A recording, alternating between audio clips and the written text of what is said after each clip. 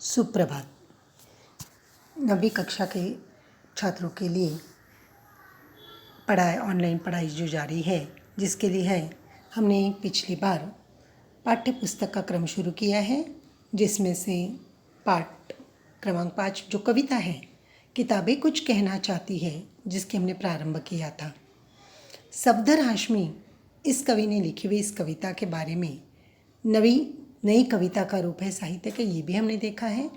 आज किताबें कुछ कहना चाहती है, ये नाम देकर कवि किताबों के मन में आने वाली बातें मानव से मनुष्य से बताना चाहते हैं।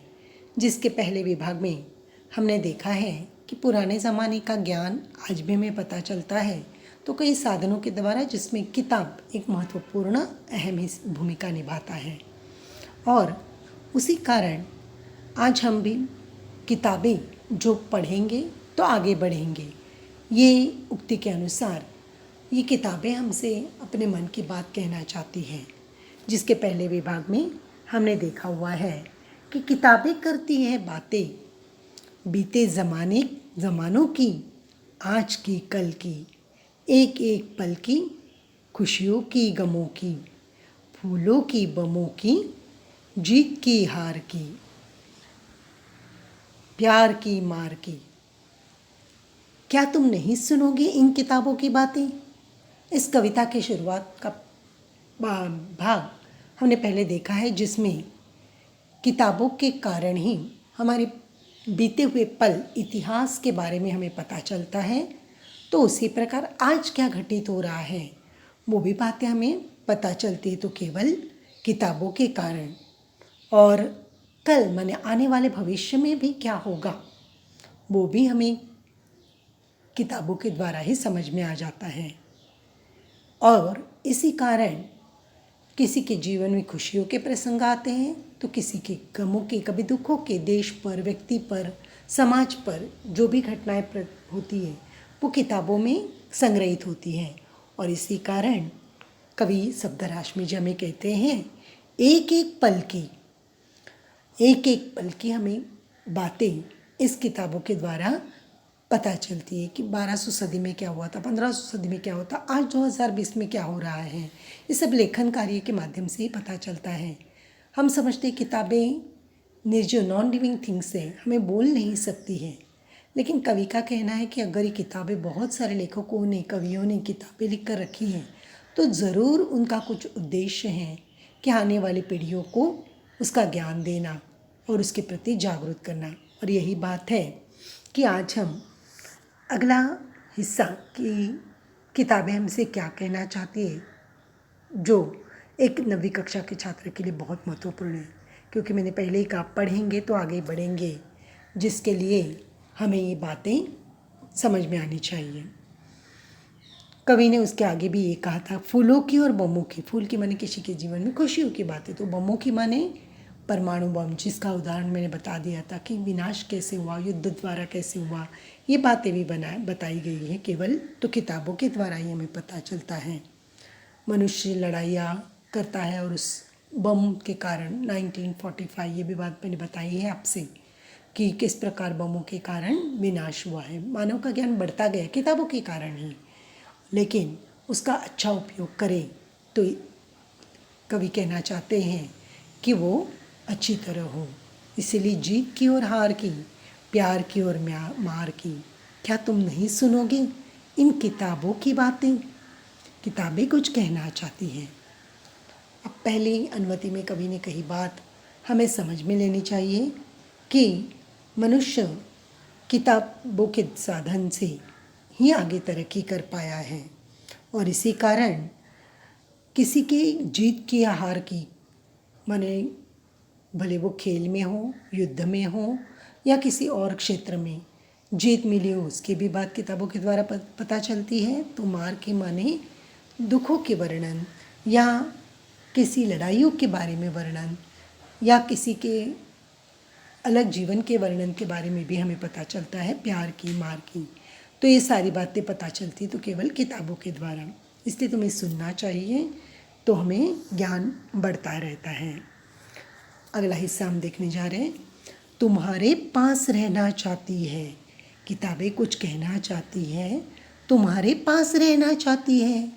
किताबें रहेगी भी कहाँ, तो कवि का कहना क्या है, छात्रों के पास, मनुष्य के पास रहना चाहती है, जिसको ये ज्ञान प्राप्त हो और वो अपने जीवन का विकास सफलता की ओर करे। इसके लिए कवि कहना चाहते हैं, किताबें कुछ कहना चाहती है, तुम्हारे पास रहना चाहती है। किताबों में चिड़िया चहचहाती है। किताबों में चिड़िया चहचहाती है। किताबों में खेतियाँ लहलहाती है। किताबों में खेतियाँ लहलहाती है। किताबों में झरने गुनगुनाते हैं। किताबों में झरने गुनगुनाते हैं। परियों के किस्से सुनाते हैं। परियों के किस्से सुनाते हैं। अब कवि कहना चाहते हैं कि किताबों में चिड़िया चहचहाती है। चिड़िया जैसा एक छोटा सा पंछी, लेकिन उसके चित्र के द्वारा हम छोटे से बालक को भी उस चित्र के द्वारा किताब में दिखाकर उसके बारे में जानकारी देते हैं। तो यही बात कवि कहना चाहते हैं कि तुम्हें उसकी बात सुननी चाहिए, किताबों में लिखी हुई बातों को, उन चित्रों को देखना चाहिए, क्योंकि किताबें तुमसे बातें करना चाहती हैं और क्या करना चाहती है, कुछ कहना चाहती है और तुम्हारे पास रहना चाहती है। किताबों में चिड़िया चहचहाती है। किताबों में चित्र रहते हैं, वो प्रकृति वर्णन रहता है। इसके आगे कवि कह रहे हैं, किताबों में खेतियाँ लहलहाती है। प्रत्यक्ष रूप से किसी ने खेती नहीं देखी है कि कैसे होती है, लेकिन किताबों में चित्र देखा है, तो वो छोटा सा बालक भी कह लेता है, ये तो ये है, ये इसका चित्र है, ये इसका चित्र है। तो किताबों में देखने के बाद, भले उसको पढ़ना आए ना आए, चित्रों के द्वारा भी हम पढ़ते हैं, समझते हैं, जानते हैं, जानकारी प्राप्त करते हैं। और यही कारण है कि कवि कहते, किताबों में खेतियाँ लहलहाती हैं।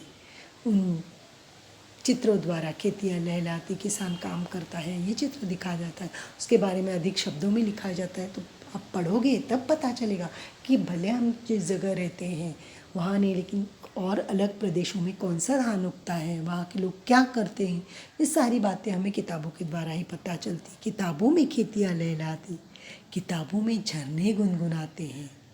किताबों में झरने गुनगुनाते हैं। प्रकृति वर्णन कवि कहना चाहते हैं कि झरना तो खुद व्यक्ति ने नहीं देखा है, लेकिन कागज़ पर वो छपे झरने का, वाटरफॉल का वो चित्र देखा तो वो महसूस कर सकता है, हाँ ऐसा ये झरना क्या करता है, गुनगुनाता है, ऊपर से पानी नीचे तक आता है, ये चित्र देखा है, हाँ यहाँ प्रसिद्ध है, यहाँ सबसे बड़ा झरना प्रसिद्ध है। ये जब हम पढ़ते हैं तो हमें पता चलता है कि ऐसा है। भले हम उस जगह तक पहुंच पाए या नहीं पाए, लेकिन हम किताबों द्वारा उस जगह तक जाकर आते हैं, खुद को महसूस करते हैं, इतना नज़दीक किताबों के पास जाएंगे। इसलिए किताबें कहना चाहती कि वो किताबें आपके पास जाना चाहती, आपको वो ज्ञान प्राप्त करना चाहिए। किताबों में खेतियाँ लहलहाती, किताबों में झरने गुनगुनाते हैं। झरनों का जब पहाड़ों से उतरते वक्त, निकलते वक्त जो आवाज़ आती है, उसे गुनगुनाना कवि कैसे कह रहा है कि चिड़ियों का बोलना तो चहचहाना हुआ, खेती लहलहाती है, पौधे हवा के कारण लहलहाते हैं, तो ये झरने क्या करते हैं, गुनगुनाते हैं। वहाँ के मधुर संगीत, उसकी झरने की गिरने की आवाज़ कवि को प्रकृति की ओर आकर्षित कर लेती है। और इसी कारण कहते हैं कि आप भी इन बातों को जान लीजिए और अपना ज्ञान बढ़ाइए। आगे चल बढ़कर कवि कहते हैं, परियों के किस्से सुनाते हैं, किताबों में रॉकेट का राज है। परियों के किस्से सुनाते हैं, किताबों में रॉकेट का राज है। किताबों में साइंस की आवाज़ है। किताबों का कितना बड़ा संसार है। किताबों का कितना बड़ा संसार है। किताबों में ज्ञान की भरमार है। किताबों में ज्ञान की भरमार है। अब कवि आगे सफदर हाशमी जी हमें इस कविता के माध्यम से अधिक ज्ञान प्राप्त करने के लिए भी कहते हैं कि पुराने ज़माने में घटित छोटे बच्चों के लिए हम कहानी सुनाते, कहानी सुनते सुनते बच्चा खुश हो जाता है, गीत सुनता है। तो यह कवि वही बात कहते कि परियों की किस्से सुनाते हैं। छोटे बच्चों को जन्मदिन के अवसर पर हम कोई नया कपड़े देते हैं तो कोई कुछ प्रेजेंट देते, लेकिन किताब ये सबसे अनमोल भेंट रहती। कवि का कहना है कि उस किताबों में पढ़ी कहानियाँ पढ़कर वो जीवन के कई महत्वपूर्ण बातों से परिचित होता है, और इसी कारण परियों के किस्से बचपन में अच्छे लगते हैं, बड़े होने पर और अधिक ज्ञान प्राप्त होता है, फिर भी इंसान का ज्ञान बढ़ता ही चला जाता है। और यही कारण है कि कवि कहते हैं परियों के किस्से सुनाते हैं अपने बच्चों को, आने वाली नई पीढ़ी को पुराने ज़माने में घटित राजा रानियों की कहानी सुनाते, परियों की कहानी सुनाते हैं छोटे बच्चों को। तो मुख्य कहाँ से सुनाते हैं, तो किताबों से ही। हमने भी कभी कभी किताबों में पढ़ी है, वही कहानी हम सुनाते हैं, इसलिए परियों के किस्से सुनाते हैं। कवि क्या कहते हैं, परियों के किस्से सुनाते हैं। उन ख़ास तौर पर आपके लिए पढ़ाई में एक लाइब्रेरी माने पुस्तकालय का एक तासिका होती है टाइम टेबल में, क्योंकि आप ज़रूर वहाँ जाकर अलग अलग विषयों पर लिखी हुई किताबें पढ़ें, आप ज्ञान बढ़ाएं और आगे बढ़कर अपना वास्तविक रूप से हमें जानकारी सही तरीके से मिले। भले हमारे वो ज्योग्राफी माने भूगोल की किताब हो तो हमें और अधिक जानकारी की मिलेगी, कोई इतिहास की किताब होगी तो वहाँ से लड़ाइयों की, वीर पुरुषों की जानकारी मिलेगी, कहानियों की, कथाओं की किताब होगी, गानों की होगी, तो भी हमें अलग अलग ज्ञान प्राप्त हो सकता है। आगे कभी कहते हैं किताबों में रॉकेट का राज है। रॉकेट का राज माने रॉकेट ये विज्ञान से संबंधित अब कवि बता रहे हैं कि किस प्रकार विज्ञान ने तरक्की की। इंसान पहले तो आदि मानव जैसा था, लेकिन धीरे धीरे धीरे धीरे जो कुछ उससे ज्ञान होता गया वो लिखता गया, और आज विज्ञान ने तरक्की करके रॉकेट बनाई जो पृथ्वी से अंतरिक्ष में भेजा जा सकता है, दूसरे ग्रहों पर जा सकता है। ऐसे ज्ञान प्राप्त किए, विज्ञान का ज्ञान जो किताबों में से ही हमें पढ़कर पता चलता है कि कब कौन सा रॉकेट गया था, कहाँ गया था, कैसे है, वहाँ क्या है, ये सब जानकारी हमें केवल किताबों के द्वारा मिलती है। इसलिए किताबों में रॉकेट का राज है।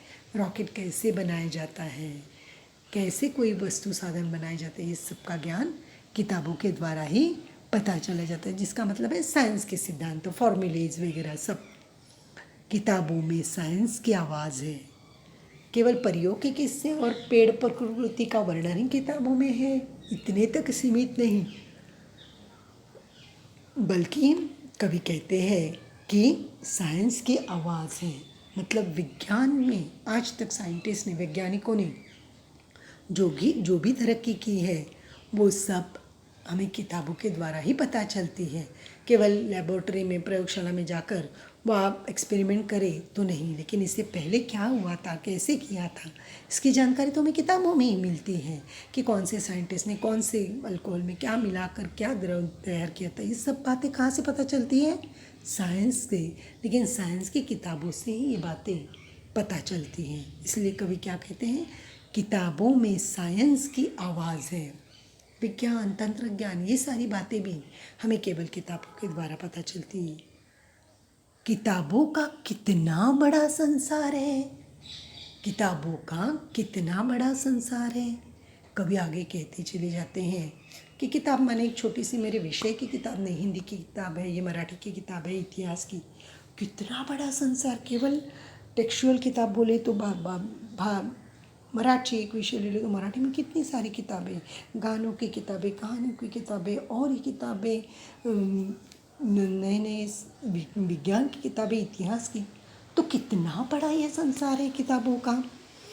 कवि वही कहते हैं कि लेकिन हमें वो क्या करना चाहिए, उस किताबों के खजाने का उपयोग करना चाहिए, जिसे हम पढ़कर अपने जीवन में उपयोग कर सकते हैं कि हाँ ये ऐसे बनाया जाता है। तो वो कैसे बनाया जाता है, पढ़ने के बाद हम खुद करके देखें तो उसका उपयोग पढ़ा और लिखा वही किताबों में कभी नहीं लिखा है। अलमारी में सारी किताबें हैं मेरे पास, लेकिन मैं परीक्षा के समय पढ़ा नहीं उसका, तो कुछ फ़ायदा नहीं। इसीलिए किताबों का कितना बड़ा संसार है, किताबों में ज्ञान की भरमार है। कभी वही बात कहते हैं कि आपके पास किताबें रहना चाहती है, छात्रों के पास, मनुष्य के पास, मनुष्य को कौन से भी ज्ञान की कमी हो, वो कौन सी किताब निकाले उस पर और वो ज्ञान उसे ना मिले, ऐसा तो नहीं हो सकता। और इसी कारण किताबों में ज्ञान की भरमार है। भरमार का अर्थ है बहुत सारी मात्रा में है। भरमार शब्द का अर्थ समझ रहे हो?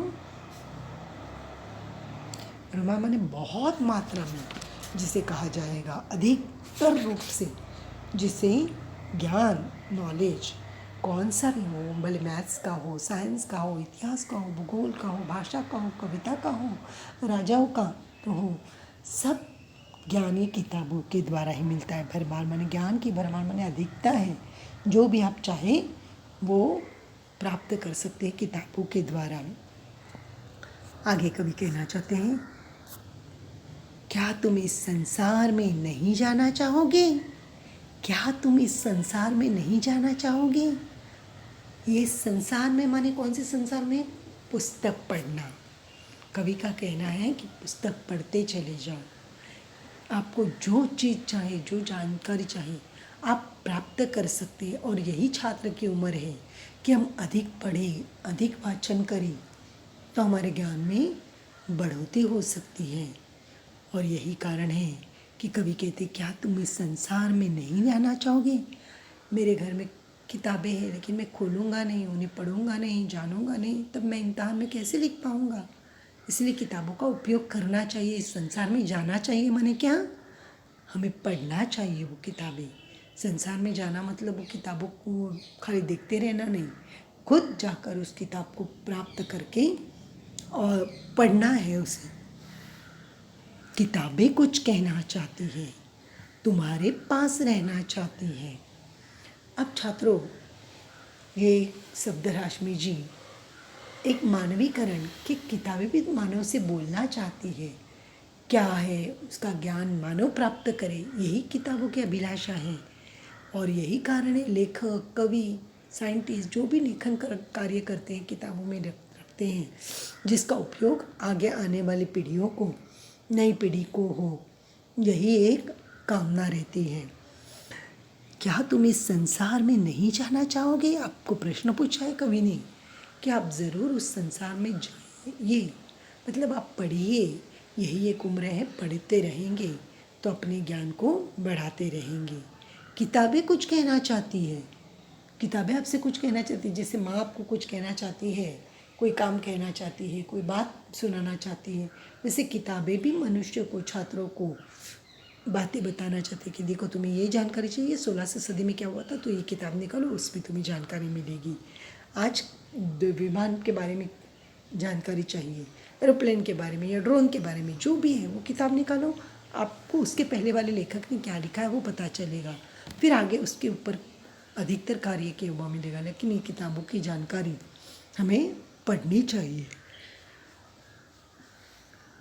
किताबें कुछ कहना चाहती है, किताबें तुम्हारे पास रहना चाहती है। छात्रों, ये बात कभी ना भूलना कि तुम्हारे पास रहना चाहती है।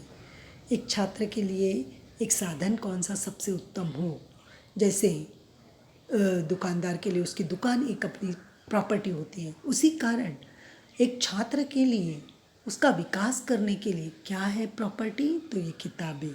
ज़रूर उनको पढ़कर, ज्ञान प्राप्त कर कर, उनका उपयोग कर अपने जीवन में तरक्की कर सकें। इसलिए कवि कहते हैं कि किताबें कुछ कहना चाहती हैं, तुम्हारे पास रहना चाहती हैं। मनुष्य को ये कहती है कि मैं तुम्हारे पास रहना चाहती हूँ, मेरा उपयोग करो, मुझ में लिखी हुई बातों को तुम अपनाओ।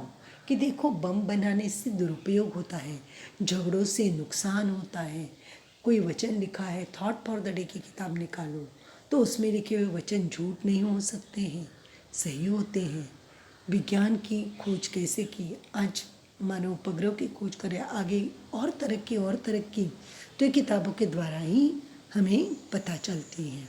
और इसी कारण शब्दराशि जी की कविता हमें वाचन के लिए या ज्ञान बढ़ाने का एक महत्वपूर्ण साधन, छात्रों के जीवन में महत्वपूर्ण साधन के बारे में बताते हैं कि किताबें कुछ कहना चाहती हैं।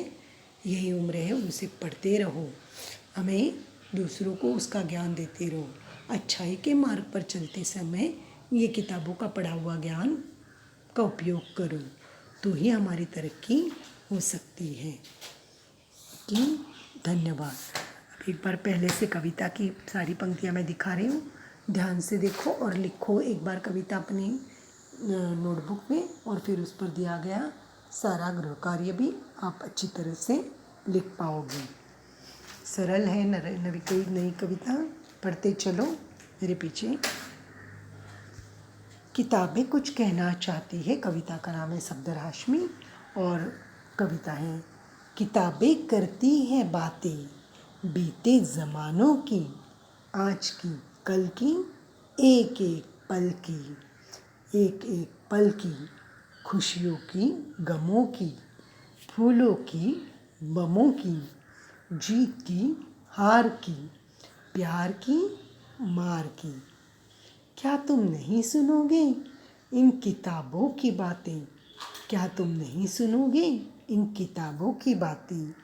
किताबें कुछ कहना चाहती हैं, किताबें कुछ कहना चाहती हैं, तुम्हारे पास भी रहना चाहती हैं, तुम्हारे पास भी रहना चाहती हैं। किताबों में चिड़िया चहचहाती हैं, किताबों में चिड़िया चहचहाती हैं, किताबों में खेतियाँ लहलहाती है, किताबों में खेतियाँ लहलहाती हैं, किताबों में झरने गुनगुनाते हैं, किताबों में झरने गुनगुनाते हैं, परियों के किस्से सुनाते हैं, परियों के किस्से सुनाते हैं। किताबों में रॉकेट का राज है, किताबों में साइंस की आवाज़ है, किताबों का कितना बड़ा संसार है, किताबों का कितना बड़ा संसार है। किताबों में ज्ञान की भरमार है, किताबों में ज्ञान की भरमार है। क्या तुम इस संसार में नहीं जाना चाहोगे? क्या तुम इस संसार में नहीं जाना चाहोगे? किताबें कुछ कहना चाहती हैं, किताबें कुछ कहना चाहती हैं, किताबें तुम्हारे पास रहना चाहती हैं। ओके, तो ये कविता एक बार ज़रूर लिखिए, फिर अपना गृह कार्य भी होगा।